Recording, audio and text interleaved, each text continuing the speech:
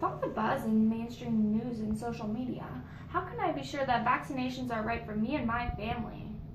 While there appears to be many experts out there based on unfounded facts, the truth is scientific research is the only proven source for vaccine information. You need to stop looking at Facebook and mommy blogs for your answer. There is no substitute for peer-reviewed scientific reasoning. We are going to help clear up some misconceptions floating around on social media and give real answers based on facts. Isn't there harmful amounts of mercury in vaccines? Elemental mercury is not used in the manufacturing of vaccines, though thimerosal is. It's a mercury-containing organic compound that's used in multi-use vials of influenza vaccine in order to preserve it and prevent microbial organisms from causing infection at the injection site. According to the Center for Disease Control, there is no link between autism or ill effects and thimerosal. It has been used in vaccines safely since the 1930s with no reported effects. But it says on Facebook right here that vaccines cause autism. There have been no credible links between autism and vaccines by any reputable researcher ever. I would rather have my child get chickenpox naturally than through a vaccine. When I was a child, I got it naturally and I was fine with it. Chickenpox can be a mild childhood disease, but there's no way to tell who will have a mild case and who will have one that's more severe. When your child gets his or her chickenpox shots, they get immunity from chickenpox without the risk of serious complications that can happen when contracting the disease naturally.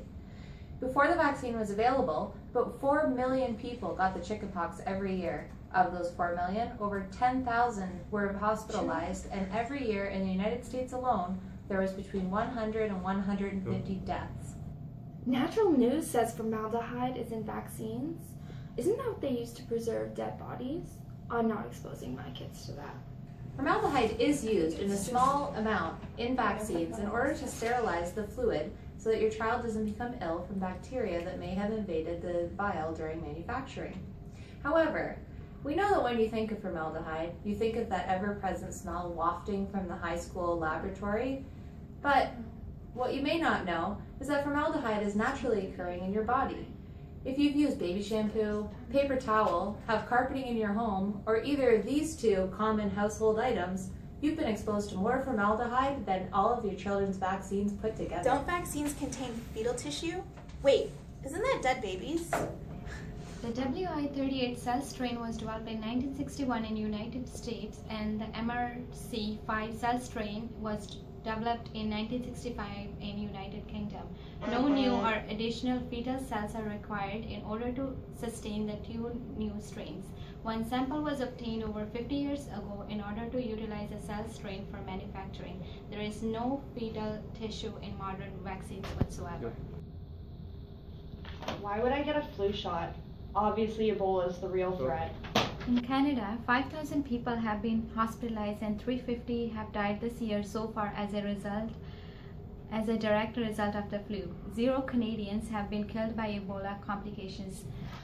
My child's health is my responsibility, and no one is going to force me to vaccinate. Taking responsibility for your child's health is your responsibility. Taking your child to the emergency room when they develop febrile seizures from a preventable disease is also your responsibility. Buying the wheelchairs as they grow and explaining to them why they're not like other kids is your responsibility too, if you're lucky enough not to have to buy them a baby casket.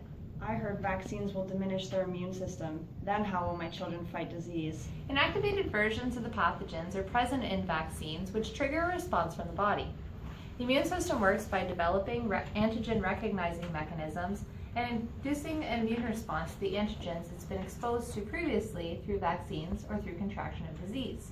Vaccines make immune systems stronger by minimizing the effects of the primary response and preparing it for secondary exposure. Why do you care if my kid is vaccinated if you're so sure that your kid's vaccination works? Vaccinated children are not the ones that we're concerned about. Creating a herd immunity by making sure that the majority of the population is vaccinated protects those who cannot be vaccinated. Children under the age of 1 are not able to receive live virus vaccines. Children undergoing chemo treatments and other cancer treatments are also contradicted.